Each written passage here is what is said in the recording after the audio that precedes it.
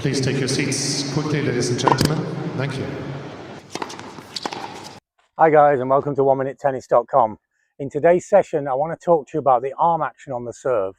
And I want to show you that even if we totally isolate the arm action, that if you get the arm action right, if you get a truncated, segmented stroke into your serve, then you can hit with tremendous power, even sitting in a chair, even without using any part of your body. Most people watching this video will be creating service power by muscling the ball instead of creating momentum to the ball. And to create momentum, to create real leverage, we have to break the arm into as many segments as possible. So let's look at the possibilities. I have my upper arm here, I have my forearm here, I have my hand, and then I have the racket. So we have potentially 4 component parts. And those component parts will create a kinetic chain. Now, a kinetic chain is exactly like a normal chain. If I had a piece of chain here with one link and I hit myself, nothing's going to happen. If I put the same energy in, the same momentum, the same force with 2 links, and now I'll feel it. 3 links, that's going to hurt. 4 links, that's going to hurt a lot. Now, let's try and look at the serve in the same way. I'm just working with the arm here. So I'm now going to, from here, move as much as possible with one unit. My arm and racket are going to be trapped together. And probably 80% of the people watching this video, that's your service action. And it's tremendously limited. It is going to create a fraction of the power that I can actually get when I segment the stroke. And this also is the reason for such a vast difference between the male and female serves in recreational tennis. When you look at pro tennis, the difference between the men and the women on the serve is really remarkably small. The girls' serves are amazing. But when you look at recreational play, by far the biggest difference between the men and the women is the serve.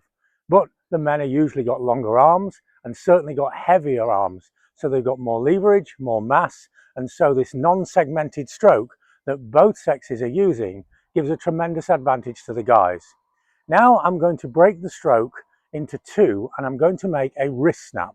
So I'm going to keep my arm straight, but I'm going to create a wrist snap. Now, for those of you, the coaches out there that say we shouldn't use a wrist snap, this is not true. There should be a wrist snap, but it should be a byproduct of the elbow snap. It shouldn't be a movement in its own right, but it should be present. So now I make the stroke and I add the wrist snap. And when I add the wrist snap, instantly I have much more force because now I have 2 links in the chain. But now we want to add the 3rd link. And so the 3rd link is the elbow. And I'm going to try and make sure that my elbow turns and bends as I make contact with the ball. Again, working entirely with the arm. So now, and this is a much stronger movement.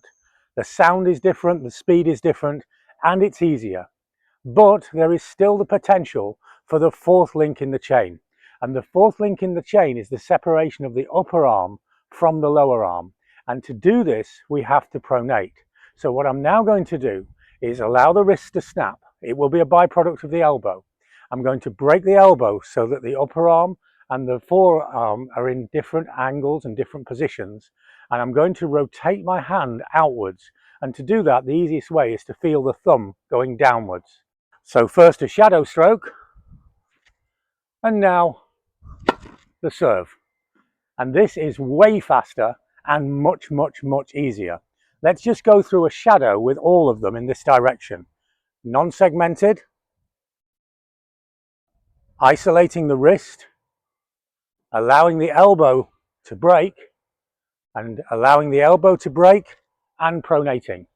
When I segment all 4 parts, then what happens is when I swing without the racket, you should be able to see a kind of juddering movement of the elbow as energy is delivered out through my arm, and in this case into the hand. I add the racket, it's delivered into the racket, I add the ball, and it's delivered effortlessly into the ball. By using all of these component parts, then you can make an excellent service action even from a seated position.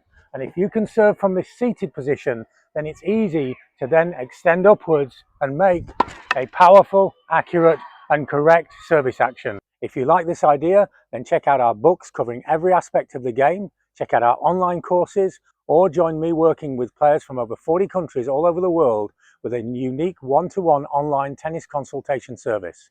For more information on any of these, check out the website or email me. And when I break the serve down into a segmented stroke with the racket, the hand, the forearm and the upper arm totally independent of one another, then even sitting in a chair, I can make a solid, quality, high-level serve. Apply these into your serve, and I don't suggest you use the chair, but even sitting down, you'll have more power than you do today. Thanks for watching, and see you next time for more unique tennis lessons that really work.